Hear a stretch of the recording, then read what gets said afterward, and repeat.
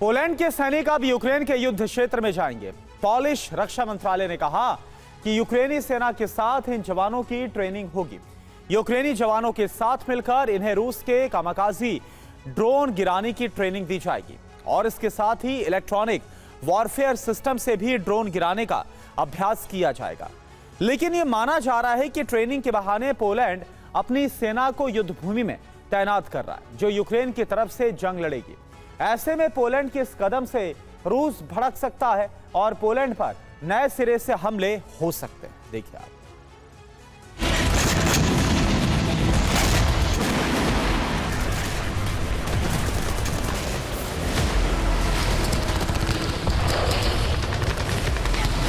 Europe के अलग अलग देशों ने भी पोलैंड पर हमलों के बाद रूस के खिलाफ डिप्लोमेटिक और सामरिक कदम उठाने शुरू कर दिए हैं।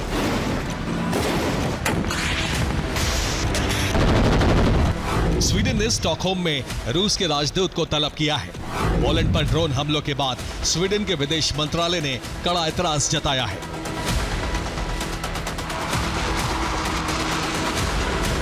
नेटो देशों को इस बात की चिंता है कि रूस के हमलों को 40 मिनट तक रोकने में उसके विमान नाकाम रहे।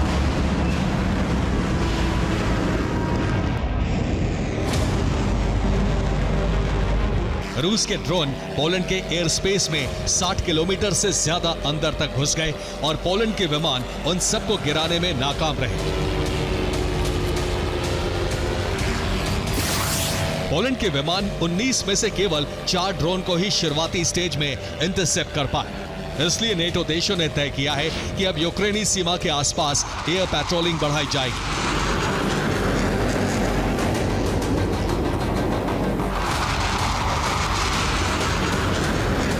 जर्मनी अपने फाइटर जेट की गश्त बढ़ाएगा। ये जर्मनी की सीमा से लेकर पोलैंड होते हुए यूक्रेनी सीमा तक गश्त लगाएंगे। अगर रूस के ड्रोन पोलैंड की सीमा के 20 किलोमीटर करीब तक जाते हैं तो नेटो फोर्सेस एक्टिव हो जाएंगी।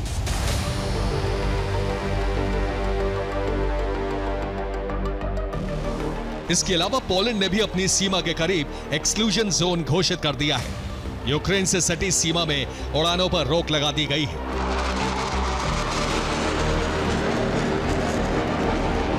यूक्रेन की सीमा के करीब बने एयरपोर्ट्स पर अर्ली वार्निंग रडार सिस्टम की तैनाती बढ़ाई जा रही है, ताकि हवा में किसी भी तरह के प्रोजेक्टाइल को बहुत लंबी दूरी से ट्रेस किया जा सके।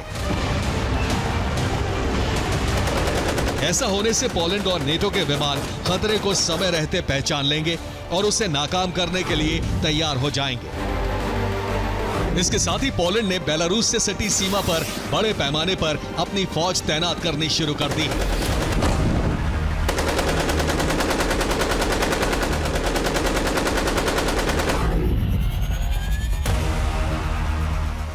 ये पॉलिश सेना के ट्रक और सैन्य वाहन हैं जो बेलारूस की सीमा के करीब देखे गए हैं।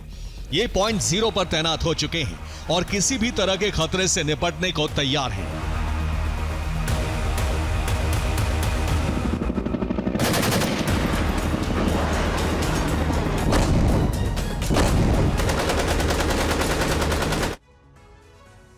पोलैंड ने बेलारूस बॉर्डर पर नो फ्लाई जोन घोषित कर दिया है और इसके साथ ही पोलैंड ने बेलारूस बॉर्डर पर सैन्य तैनाती को बढ़ा दिया है। बेलारूस से सटी सीमा पर पोलैंड ने 40,000 जवान तैनात किए हैं। बड़े पैमाने पर टैंक्स और सैन्य वाहनों की तैनाती की गई है और इसकी वजह यह है कि रूस के ड्रोन बेलारूसी एयर स्पेस से ही पोलैंड में आए थे।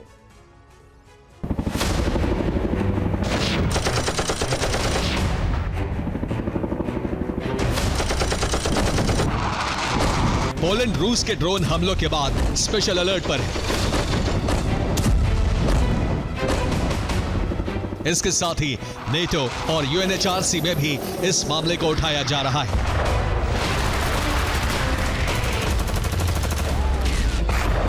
रूस भले ये दावा करे कि गलती से उसके ड्रोन यूक्रेन के बजाय पोलैंड के एयर स्पेस में पहुंचे, लेकिन पोलैंड ये बात मानने को तैयार नहीं है।